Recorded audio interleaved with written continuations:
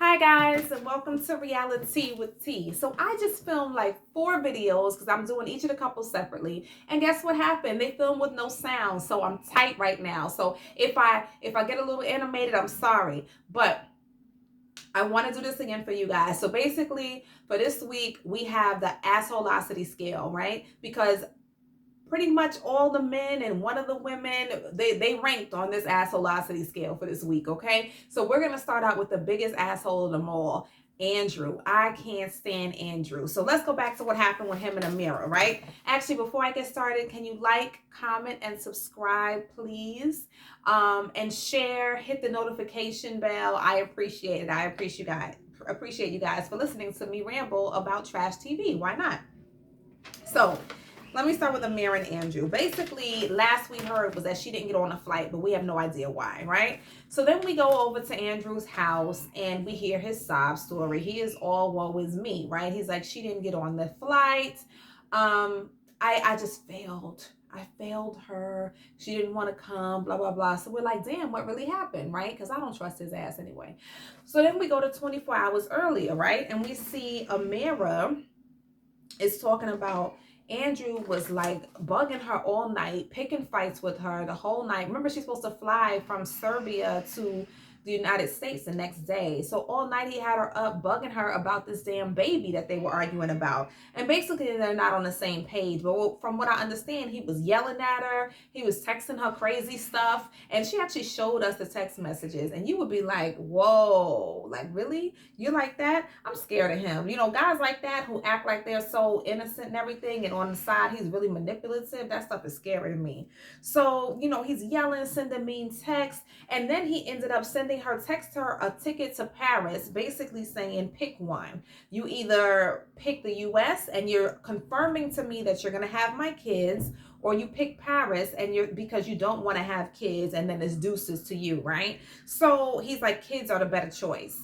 And it's basically it's so manipulative, right? The people talking about gaslighting and this and that. I just feel like you're doing like this countdown. He talks is very condescending to her. He said something about, I think something about kids are better at something. I forgot what it was. I can't remember. Remind me. But it's just so condescending. Like she's a kid. You know what I mean?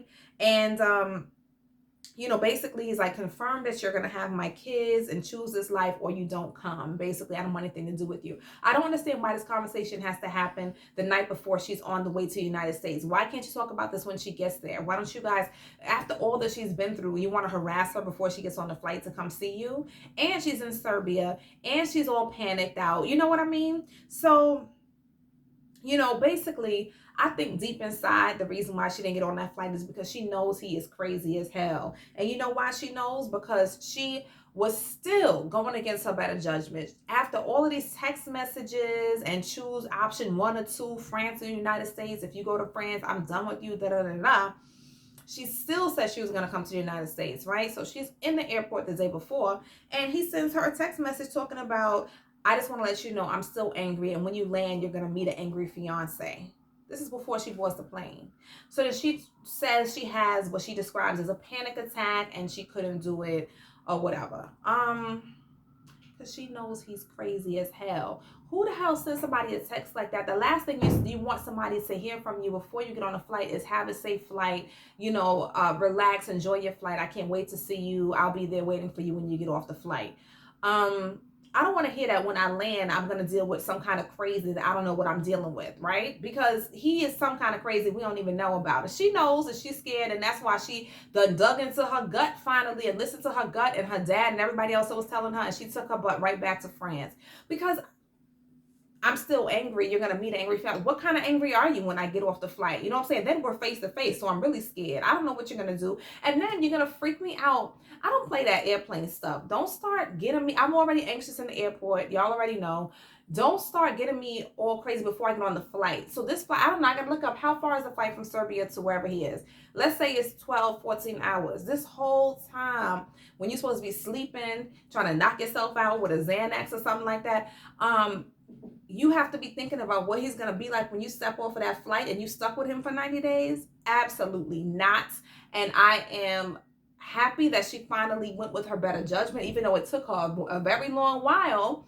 And then, she's crying, this is the love of my life. I thought I was going to spend the rest of my life with him. How? What did we miss? Like, I don't see it. As well as she keeps herself together, her hair, her makeup, everything. The only thing that gets with me with her is that monotone voice and that stoic face with no expression. But as much as she has puts herself together, like the fact that when we see him the day he's supposed to pick her up, you haven't even taken a shower or shaven, or gotten a haircut, put on something nice to go pick her up from the airport, lets me know he really don't care about you, okay? And he didn't even think of himself to freshen up a little bit. And then he works at a damn daycare. I'm trying to figure out who leaves their kids with him. I don't get it, especially somebody as manipulative and shady as he is. So then he starts did he talk to her again? At some point, he asked her, like, can she send the rings back or something like that. I guess we'll find out more about that next episode. Either way, there was no apology. He didn't care that she didn't come because basically he didn't get his way and he's pouting like a little baby. But you're too old for all that, right? I'm just happy, Amira, that you got out of the situation. You didn't get yourself stuck here like Natalie did. Take your butt home. Of course, Daddy was upset at her. Remember, he told her a week ahead of time, if you go to Serbia, don't talk to me. I don't want no money contact with you because you're hard-headed and you don't listen. So luckily, of course, Daddy's going to answer the phone, whatever, because he thought she was in trouble and he loved his daughter. So she called him and he said, I'm glad that you finally chose yourself. Come on home. Come on back to France. I got you. You can apologize later, of course.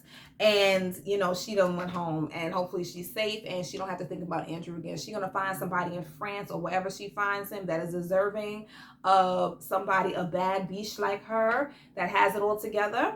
And she will be fine. And Andrew will be here miserable. He's going to go down to the county.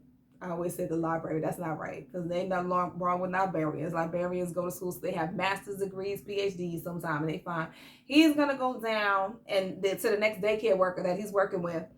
And that's who he's going to end up with. And they're going to be fine with whatever he can offer. That's not for you, Amira. You could do so much better. Anyway, like, comment, subscribe, and let me know what you think in the comments. Thank you for joining Reality with T. Bye-bye.